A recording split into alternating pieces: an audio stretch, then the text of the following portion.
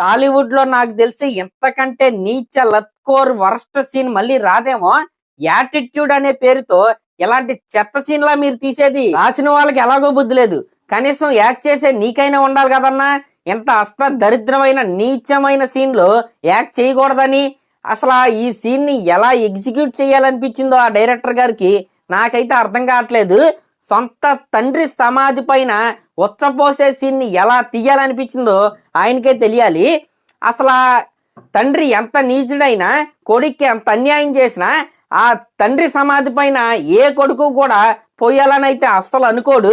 దాన్ని ఇలా direct teaser లో పెట్టడం ఏదైతే ఉందో నాకైతే అస్సలు నచ్చలేదు. నిజంగా అనౌన్స్మెంట్ వీడియోలో అది చూస్తున్నప్పుడు ఒళ్ళంతా జుబుక్సాకరంగా అయితే అయిపోయింది. ఇంత వరస్టా, మరి ఇంత వరస్టా అంటే సినిమా పైన బజ్ క్రియేట్ చేయడానికి ఎంతకంటే దిగజారి పోరు అని అనుకున్నప్పుడల్లా ఒక దరిద్రమైన కంటెంట్స్ తో వీళ్ళైతే వస్తున్నారనమాట. అసలు అలాంటి సీన్ ఎలా రాయాలనిపించిందండి నాకైతే అస్సలు అర్థం కావట్లేదు, నాకైతే అస్సలు నచ్చలేదు. ఈ మధ్యకాలంలో ఇది ఒక ట్రెండ్ అయిపోయింది.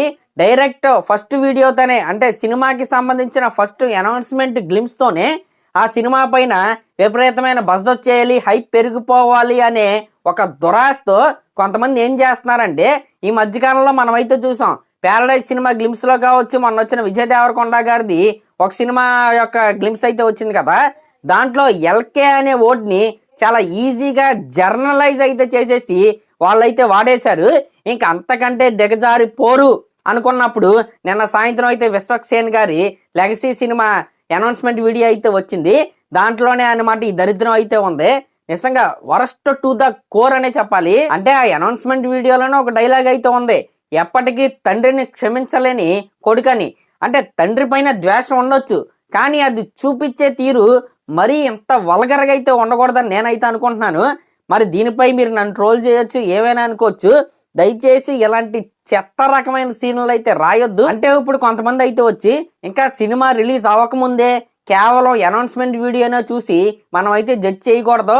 అసలు సినిమా మొత్తం వచ్చిన తర్వాత దానికి ఉన్న కారణం ఏంటి, దాని వెనకాల ఉన్న బ్యాక్ స్టోరీ ఏంటి, ఇవన్నీ తెలుసుకుని మనం అయితే మాట్లాడాలని కొంతమంది అయితే సూక్తులు అయితే చెప్తారు. సినిమా మొత్తం చూసిన తర్వాత అయినా దానికి ఒక జస్టిఫికేషన్ ఇచ్చే ఒక ఫ్లాష్ బ్యాక్ ఉన్నా ఏమున్నా సరే ఎలాంటి సీను రాయటం తప్పు, దాంట్లో యాక్ట్ చేయటం తప్పు.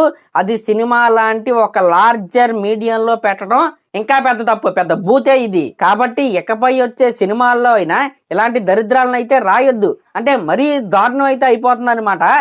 లంజా కొడక లాంటి వర్డ్స్ కూడా చాలా జనరలైజ్ చేసి టీజర్లోనే వదిలేస్తున్నారు. ఒకప్పుడు సినిమాలో ఆ సిచ్యువేషన్లో వచ్చేవి, తర్వాత సెన్సార్ వాళ్ళు దాన్ని అయితే బీప్ అయితే వేసేవాళ్ళు. అలా వేస్తున్నారని ఈ మధ్యకాలంలో డైరెక్ట్ గా ఇది ఒక ట్రెండ్ అయితే అయిపోయింది అనమాట. టీజర్ లోనే అదైతే వదిలేస్తున్నారు. ఇంకా వాళ్ళకి చెప్పేది ఏంటంటే, ఇలాంటి బూతులు రాసినంత మాత్రాన సినిమాల పైన బజ్ వచ్చేది, అలాగే ఇలాంటి దరిద్రమైన సీన్లు టీజర్ లో వదిలినంత మాత్రాన సినిమా పైన బజ్ అయితే వచ్చేది.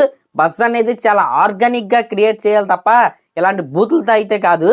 ఇంక ఇది పక్కన పెడితే మిగతా వీడియో గురించి, మిగతా టీజర్ గురించి మనం మాట్లాడుకుంటే, మిగతా టీజర్ మొత్తంలో కూడా మన విశ్వక్సేన్ గారి బాడీ లాంగ్వేజ్ అయితే నాకైతే చాలా సెటిల్ గా, అంటే ఆయనకి క్వైట్ ఆపోజిట్ గా అయితే ఉందన్నమాట.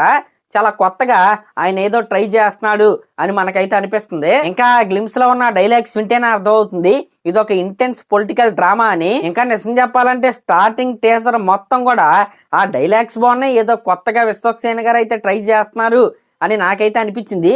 కానీ ఎప్పుడైతే ఈ దరిద్రమైన సీన్ వచ్చిందో ఆ ఇంప్రెషన్ మొత్తం కూడా దొబ్బిందనమాట. ఇంకా ఆ సీన్ అయిన తర్వాత లాస్ట్ ఒక 10-15 సెకండ్ల టీజర్ అయితే ఉంది.